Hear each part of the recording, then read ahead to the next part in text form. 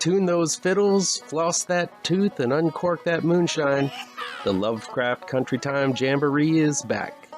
Every week I'll be taking a look at each episode from the biggest horror series of 2020 as it drops. There'll be spoilers from here on out, but I'll try to keep them on the minimal. So there you go. You've been warned. Let's get to it. Young Sagat.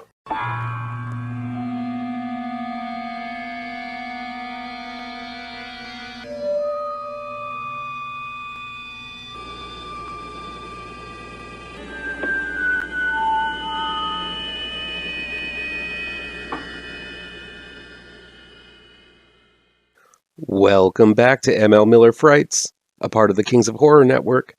I'm ML Miller.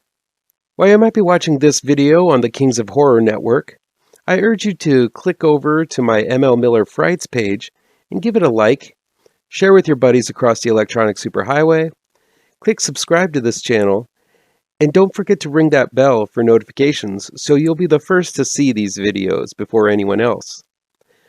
Let's get the word out about both the Kings of Horror Network and ML Miller Frights so we can make both those channels bigger and better. Another week goes by, which means we have another episode of Lovecraft Country. This week's episode is directed by actress Helen Shaver, who starred in The Believers, The Amityville Horror, among others, but also proves to be a talented director of TV shows like Orphan Black, Vikings, Law and Order SVU, and others. So she's had quite a bit of experience behind the camera with episodic storytelling. This episode is called Meet Me at Daegu, and the entirety of it takes place in flashback, first in 1949 and then in 1950. This was back when Tick, played by Jonathan Majors, was in the military overseas during the Korean War. And it's also where we finally meet Ji-ah, played by Jamie Chung. Ji-ah is Tick's former girlfriend, who he fought in a hallucination a couple episodes ago and talked with a couple of times for a few foreboding phone calls. The episode begins with Ji-ah studying to be a nurse and struggling to bring a good reputation back to their family. At first, it seems like Ji-ah's mother wants her to bring home a husband, but as usual, nothing is as it seems, as Ji-ah is possessed by a Kumiho spirit, which is a nine-tailed fox spirit in Korean lore. This spirit inhabited Ji-ah after her mother's suitor raped her long ago. Now Ji-ah must take 100 souls in order to lift the curse and bring back her soul. I know it all sounds like the stuff of a bad fairy tale, but it all works out in this episode because the plot is so richly themed. The story is about the stigma of rape and how Ji-ah changed in the eyes of her mother after she was victimized by her husband.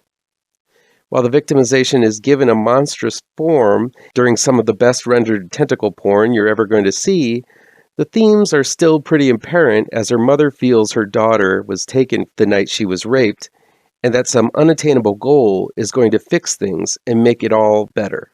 The story is about Ji-ah eventually sees through that facade and learns to live with herself the way she is. Now, Tick doesn't really appear until halfway through the episode, but I didn't really miss him. Jamie Chung is given center stage and the chance to dazzle here, and I'm sure hoping that she'll be showing up in the present time during this series. Every moment she was on screen, you fall in love with this tragic character who, like Tick, who delves into books to escape, Ji-ah dives into films to do the same thing. When Tick and Ji-ah do connect, it's complicated and twisted, which makes their road to falling in love all the more interesting to watch. I won't spoil it with the details, but somehow it all works. There are times when the melodrama is cranked on high, but still, this was a moving episode that not only develops a rich character in Ji-ah, but it really does solidify why she and Tick were able to form a strong love despite formidable odds. Anyone who's in the Tick and Letty camp are going to find themselves facing a lot of conflicting feelings, as Tick and Ji-ah make for a potently powerful match. There are a few CG moments that bookend Meet Me in Daegu, and while they're effectively directed, I'm really surprised at how rough they look. I would think the CG would be better in this series. I also think the build-up to Ji-ah's come-to-Jesus moment with Atticus is a bit of a letdown. The story is building to Ji-ah revealing her "I've got 9 tails coming out of every orifice" curse, and it all wraps up rather quickly, And really, the lack of closure makes for an ending that is left dangling limply. Sure, this means Jia's story is not yet finished, and we'll be seeing more of her, but in terms of endings, this episode doesn't have the strongest of ones.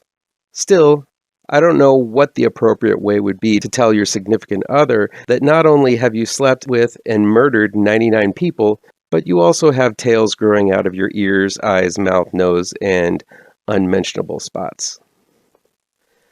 This was a thrilling episode, but I'm wondering how it's going to be received by its main audience who are watching Lovecraft Country to satiate that hunger for racism porn this series doles out in most episodes. While the subject of racism does come up in Meet Me in Daegu, it's definitely not the central theme.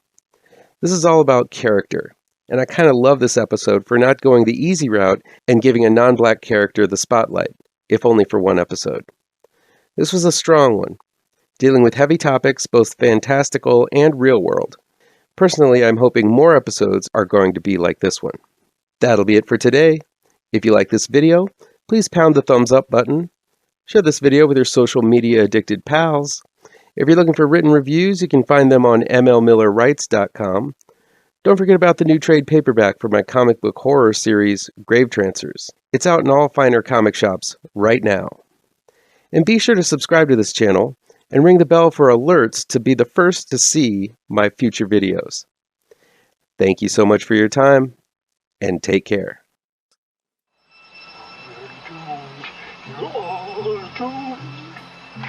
You're doomed to live the life you're meant to be, stuck inside your reality. You're doomed. Oh, you're doomed. You're doomed.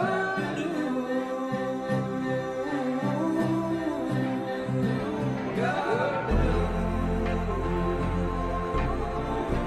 Live the life that you are meant to be. Live inside.